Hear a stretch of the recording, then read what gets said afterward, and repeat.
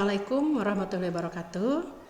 Kali ini Ibu akan memberikan materi tentang pola keuangan desa, yaitu materi geografi kelas 12. Istilah desa di beberapa tempat berbeda-beda. Sebagai contoh, di Bali menyebutnya Banjar, Aceh menyebutnya Gampong, Sulawesi Utara menyebutnya Wanus, Sumatera Utara menyebutnya Huta.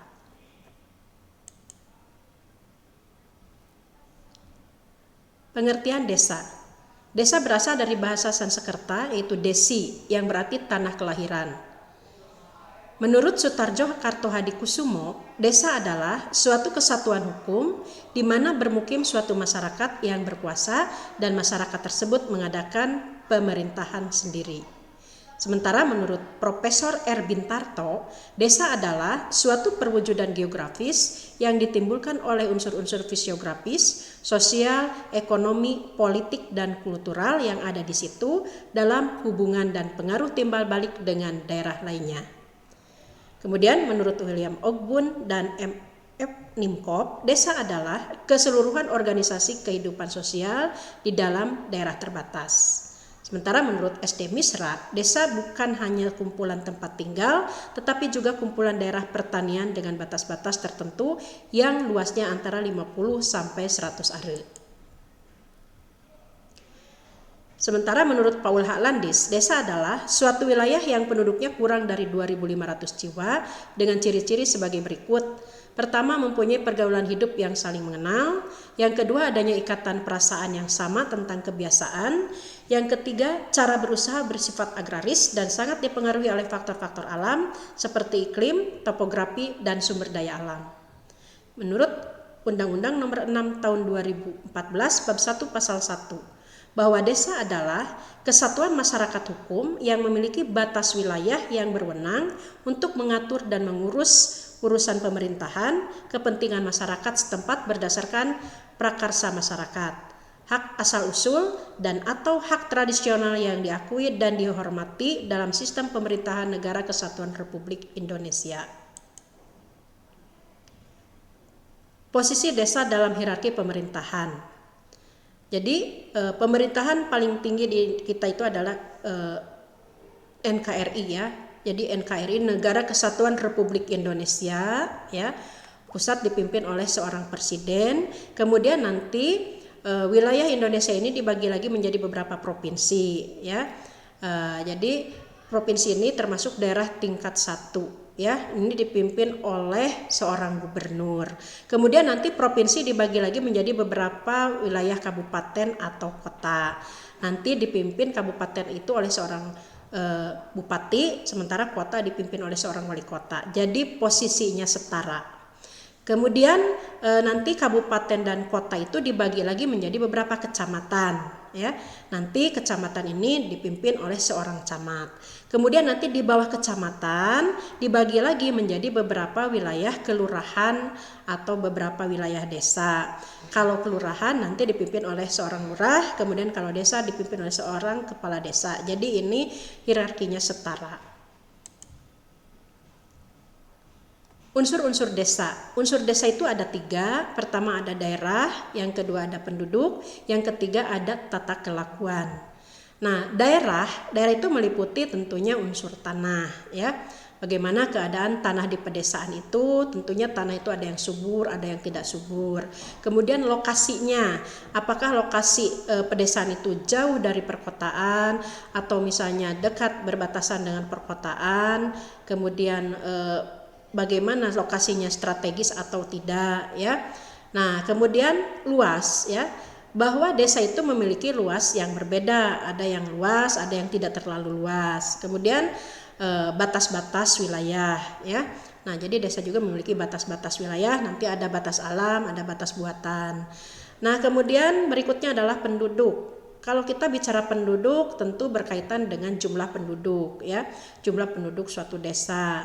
Nah, kemudian kepadatannya, bagaimana kepadatan penduduk desa tersebut, apakah padat atau jarang ya. Kemudian pertumbuhannya bagaimana, pertumbuhan penduduknya tinggi atau rendah atau sedang. Kemudian persebaran penduduknya merata atau tidak. Ya, tentu nanti ada faktor-faktor yang mempengaruhi kenapa penduduknya itu misalnya persebarannya tidak merata. Kemudian bagaimana keadaan mata pencahariannya. Apakah mata pencahariannya itu bertani atau beternak atau mata pencaharian yang lainnya, ya, termasuk nanti keadaan sosial berikutnya seperti misalnya bagaimana keadaan agamanya, kemudian ya saya agamanya. Kemudian berikutnya berkaitan dengan tata kelakuan, bagaimana adat istiadatnya. Biasanya setiap wilayah itu memiliki adat istiadat yang berbeda. Kemudian kebiasaan penduduknya dan tata pergaulan penduduknya. Berikutnya ciri-ciri masyarakat desa. Pertama, masyarakat desa itu memiliki sifat yang homogen. Homogen itu sama. Sama misalnya dalam hal mata pencaharian, sama dalam bahasa, kemudian sama juga dalam agama. Jadi mayoritasnya homogen atau sama, ya. Kemudian yang kedua, faktor geografis sangat berpengaruh terhadap corak kehidupan masyarakat desa.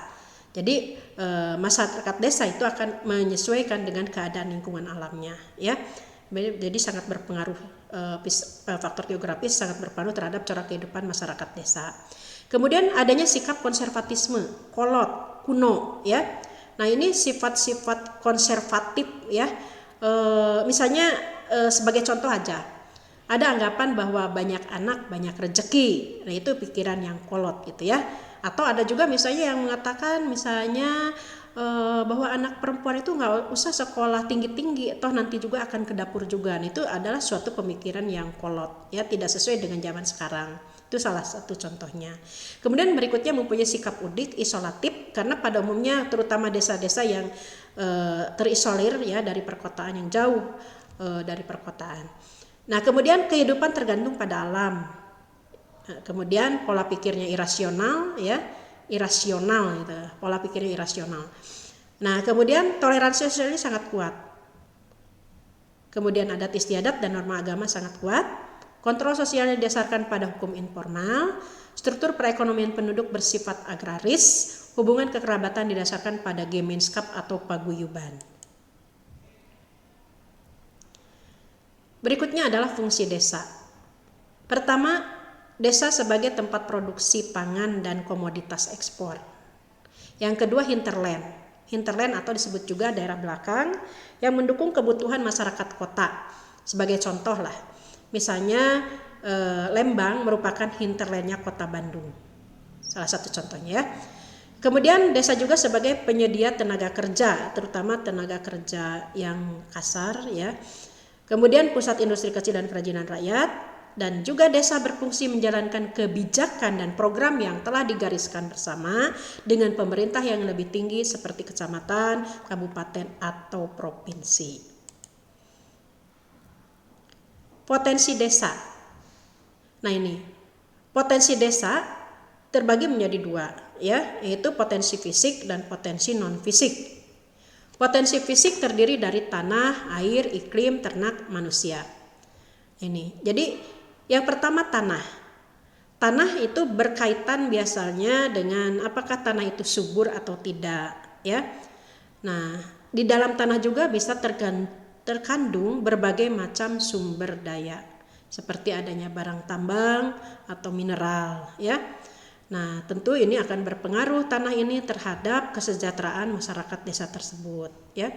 Kemudian air ini merupakan kebutuhan yang sangat vital juga, ya. Digunakan untuk MCK, mandi, cuci, kakus tentunya, ya. Selain itu juga digunakan untuk pengairan untuk bertani atau berladang, ya, atau ke perikanan. Nah, kemudian iklim biasanya berkaitan dengan suhu dan curah hujan diantaranya, ya. Ini juga sangat berpengaruh terhadap kehidupan masyarakat pedesaan. Kemudian ternak.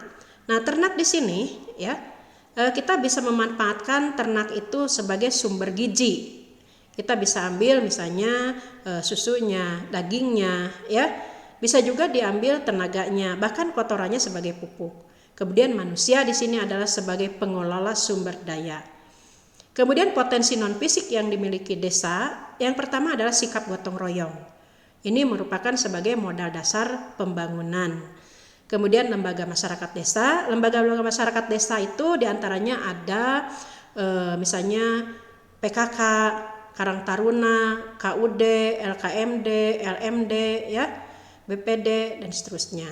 Kemudian yang berikutnya adalah kreativitas aparatur desa, ya. Nah, ini kreativitas aparatur desa ini merupakan sarana pendukung kelancaran dan ketertiban pemerintahan desa.